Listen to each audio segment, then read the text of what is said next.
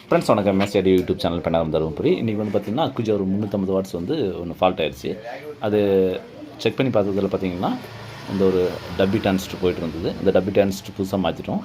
புதுசாக மாற்றினோடனே இப்போ audio work ஆகுது.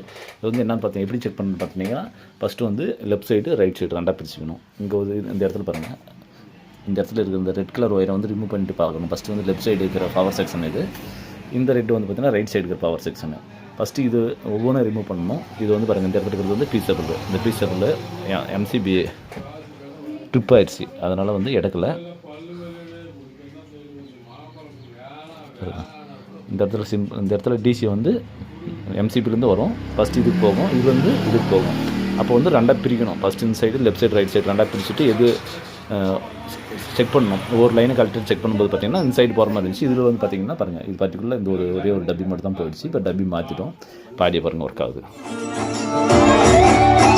இப்போ ஆடியோ ஒர்க் ஆகுது.